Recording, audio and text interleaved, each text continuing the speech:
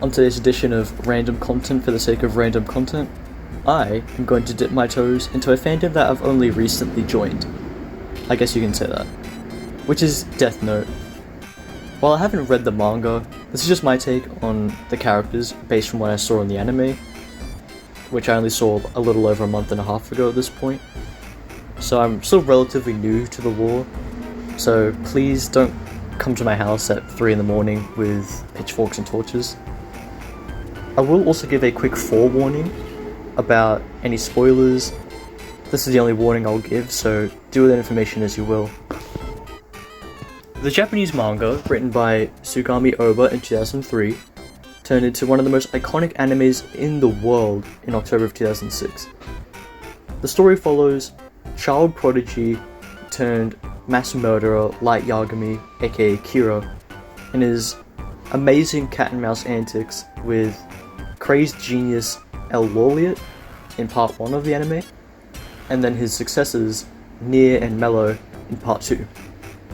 And while obviously L is the most popular of all the geniuses that are groomed, not that kind of groomed, in Wami's house, from what I've seen there's a divide between whether people prefer Mello or Nier, and who they believe would be the true successor to L. While Nier is definitely the more notable character and definitely captures the L look and feel, with his unruly hair and his hyperfixation on constructing random things with everything around him while he's bored. But more notably, L and Nier share similar deductive skills and analytical expertise. But while I do like Nier's character, his other half is my definite favourite, despite his severe lack of screen time in comparison to Nier. That being my main man, Mello. Mihael Keehl? Same difference, aka Mello, definitely suffers from, quote, middle child syndrome.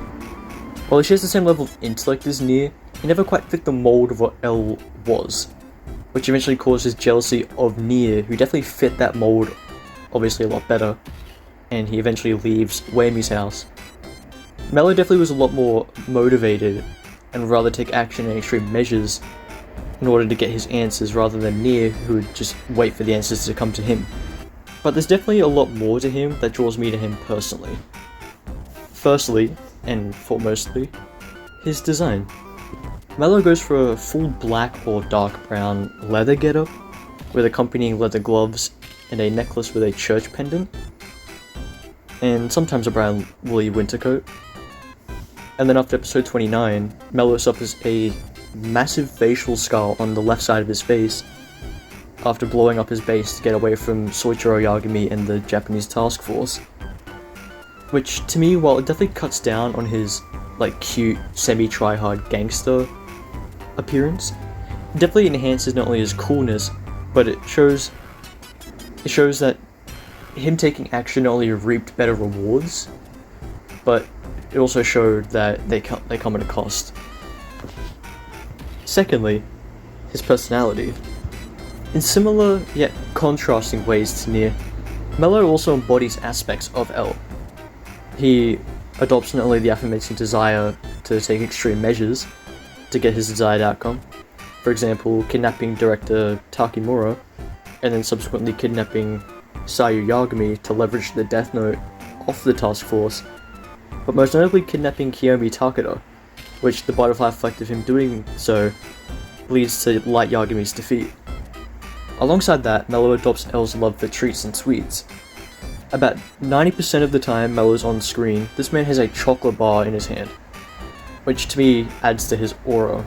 It adds to his character as well, and it shows how after all the time being away from Wami's, the effects of being trained up to be the next L has stuck around. My final point for why I like Mello so much is his overall impact in the story despite his lack of on-screen presence. As I brought before, the butterfly effect that Mello kidnapping Takeda had on the overall ending in the original anime.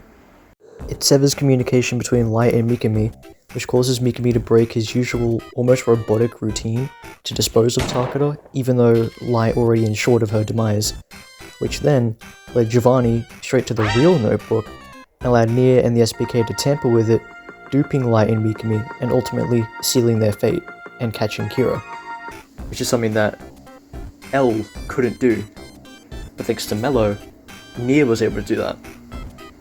An honorable mention to this as well, the Mello x Matt fanship headcanon.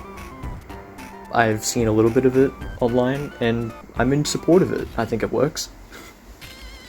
Anyways, with that brings an end to my video for today.